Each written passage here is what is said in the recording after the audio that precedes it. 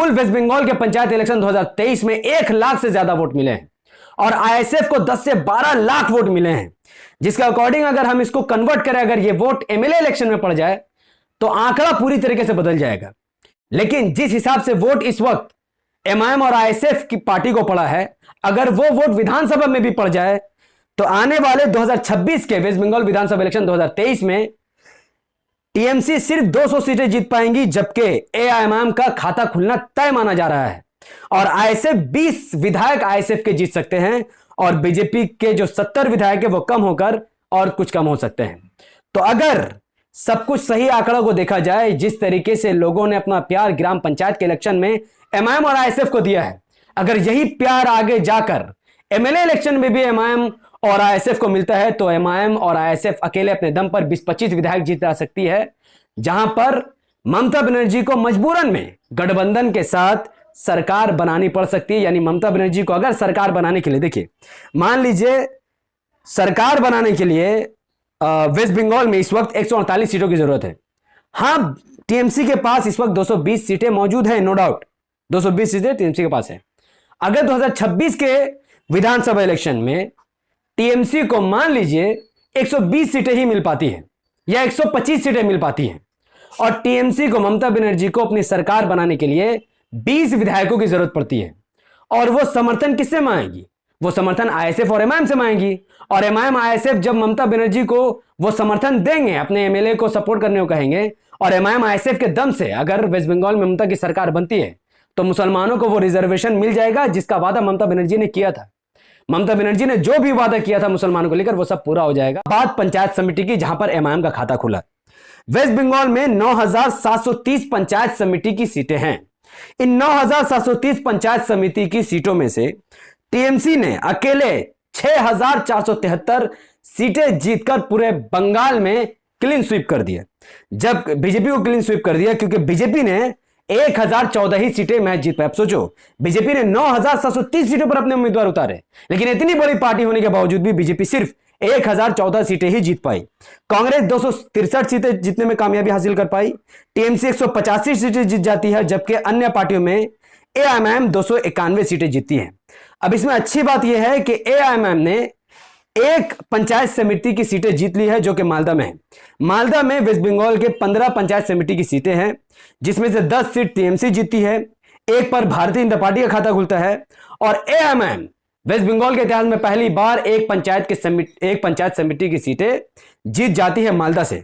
लेकिन अच्छी बात यह है कि इन 9,730 पंचायत समिति की सीटों में से 20 सीटें ऐसी थी जहां पर एमआईएम दूसरे नंबर की पार्टी थी, यानी 10, 15 या 100 वोटों से ही एमआईएम हारी है। खैर, अब बात करते हैं ग्राम पंचायत की, जो कि सबसे इंपॉर्टेंट टॉपिक है आज की वीडियो का, क्योंकि वेस्ट बंगाल में 63,229 ग्राम पंचायत की सीटें हैं। इसमें से तृणमूल कांग्रेस ने 32,849 सीटें जीतकर ऐतिहासिक जीत दर्ज की है, जबकि बीजेपी इतनी बड़ी पार्टी होने के बावजूद भी 63,229 सीटों में से सिर्फ और सिर्फ 8,870 सीटें ही जीत पाई है। कांग्रेस 2,369 सीटें जीतती है, सीपीएम 2,850 और अन्य पार्टियां 2,913 सीटें जीतती है। इन अन्य पार्टियों में 2,913 सीटों में से Indian Secular Front Pirzada Abbas Siddiqui साहब की पार्टी आईएसएफ ने अकेले अपने दम पर 400 ग्राम पंचायत की सीटें जीतकर ममता बनर्जी की वो नींद हराम कर चुके हैं और बीजेपी के गले का वो निवाला बन चुके हैं, जो ना आगे निकल पा रहा है, ना ही वो अंदर घुस पा रहा है। आईएसएफ ने ऐसा कमाल किया है कि आईएसएफ, देखिए, टीएमसी का गढ़ माना जाता है भांगर में कुल 132 ग्राम पंचायत की सीटें थी। उन 132 सीटों में से आईएसएफ अकेले अपने दम पर 43 सीटें जीत जाती है, जबकि टीएमसी यहां पर 63 सीटें जीतती है और 7 सीट सीपीएम जीती है। और इससे भी ज्यादा टीएमसी का कट्टरपंथ इलाका माना जाने वाला पोलारहाट 2 ग्राम पंचायत में, जहां पर 2006 से तृणमूल कांग्रेस का कब्जा है, अब यहां पर आईएसएफ का कब्जा हो चुका है, क्योंकि पोलारहाट 2 ग्राम पंचायत में कुल 24 ग्राम पंचायत की सीटें हैं और उन 24 सीट में से पीरजादा अब्बास सिद्दीकी साहब की party Indian Secular front ISF ने 24 में से 23 सीटें जीतकर पोलारहाट 2 को अपने कब्जे में ले लिया है और टीएमसी का यहां से सफाया कर दिया है। लेकिन ग्राम पंचायत के 63,229 सीटों में से, जहां पर 2,913 अन्य पार्टी जीती हैं, इनमें से एएमआईएम ने 7 सीटें जीतकर वेस्ट बंगाल में अपना परचम लहरा दिया है। और उन 7 सीटों में से, उन 7 सीटों के अलावा कुल 50 ग्राम पंचायत की ऐसी सीटें थी जहां पर एमआईएम दूसरे नंबर की पार्टी रही, यानी 10, 15 और 100 वोटों की वजह से एमआईएम हार गई। उन 7 सीटों का हिसाब यह है। वेस्ट बंगाल में मालदा जिले में 3,186 ग्राम पंचायत की सीटें थी, जिसमें से टीएमसी 1,531 सीटें जीतती है, बीजेपी 596 सीटें जीतती है, लेफ्ट 213 सीटें जीती है, कांग्रेस 691 और एएमआईएम के 5 ग्राम पंचायत के सदस्य मालदा से जीत जाते हैं और अदर पार्टियों में से 150 सीटें जीत जाती है। वही मुर्शिदाबाद में ग्राम पंचायत के 5,593 सीटें थे, जिनमें से टीएमसी ने अकेले 2800 सीटें जीत गई, बीजेपी 510 सीटें जीत पाई, लेफ्ट 557, कांग्रेस 1,114 और एमआईएम का यहां से खाता खुला और मुर्शिदाबाद में भी एमआईएम का एक ग्राम पंचायत की सीट एमआईएम यहां से जीत पाई है।